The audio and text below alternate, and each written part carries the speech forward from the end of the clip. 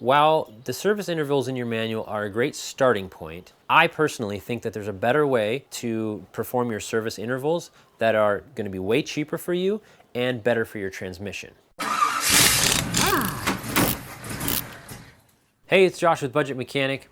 Today I want to talk about transmissions. When it comes to transmissions, people think that they're really complicated and that changing that transmission fluid is something that only experts can do. But in this video today, I'm going to show you how easy it can be, sometimes even easier than changing your engine oil, and when to know it's time to do it on your car. Before we get into it, make sure you subscribe to Budget Mechanic. It really helps the channel out. With engine oil, generally you're changing the oil every 3 to 5, 7,000 miles, depending on the fluid that you're using. And that kind of is across the board for most cars. With transmissions, that interval is much longer and also really varies in interval depending on the manufacturing. So some manufacturers may call their transmission needs to be serviced at 30,000, another may say 100,000. So it's really different and really important that you know what your transmission needs. Now, when I say service your transmission, I'm talking about your transmission fluid, just like an oil change. You need to get that old fluid out, maybe even change a filter so that you've got clean fluid in your transmission. So, when do you need to do it on your car? Well, the primary way we know when to service our transmission is the owner's manual, because that is published by the manufacturer that made the transmission. They, in theory, know when you should be changing that oil and filter. So if you look in your owner's manual in the back, under the maintenance schedule, it will have a section for your transmission. And it will say either by time or by mileage when you should be doing your first, second, third transmission service. Now, if you bought a used car, you don't really know if the previous owner or owners performed the service intervals on the transmission like they should have. So in that case, the manual's not really going to help you as much. How do you know when it's time? One of the easiest ways is to check the color of the fluid that comes out on your dipstick. You wipe it on a clean white rag and look at the color.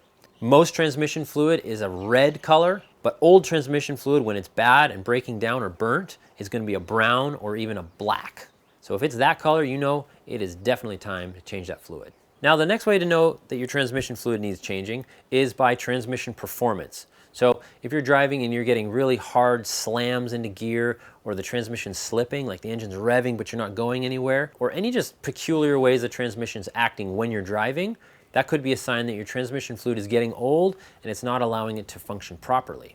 Now, if you feel your transmission acting up, it may be pointing to other damage, but the first order of business is to change that fluid. That could be all you need. While the service intervals in your manual are a great starting point, I personally think that there's a better way to perform your service intervals that are going to be way cheaper for you and better for your transmission. So when you see in the manual that it says at X number of miles, fluid and filter service should be performed, what the manual is talking about is a transmission flush performed by a technician with a fancy machine that completely flushes out your transmission with all new fluid. And these can be pretty expensive, and they only happen, after long periods of time or intervals. A better way that's going to save you money and be better for your transmission is if you yourself change your transmission fluid more often. So say every 30,000 miles, you change the transmission fluid in your pan. You will never need that big expensive transmission flush that they are asking for. Now, that's not all the fluid in your transmission. It's like 30 to 50% of it. But because you're doing it more often, that's plenty good enough to keep your transmission healthy. Because if you think about it, if you're doing the 80,000 miles, say, that's what they call for. If you're doing that interval, that's 80,000 miles where the fluid is getting dirtier and dirtier and dirtier, and then suddenly it gets all replaced, brand new, and it starts to trend again. So it's a lot more up and down of that fluid getting really dirty. Versus doing it more often yourself, you keep a baseline of cleaner fluid all the time. So just like with oil changes, you replace the oil with your oil filter. And transmissions have fluid filters as well, at least most of them do. Some cars don't even have a serviceable transmission filter, which is pretty easy, right? Others have a canister outside the transmission, which makes it quite convenient. And then your most classic filter is going to be inside, underneath the transmission pan.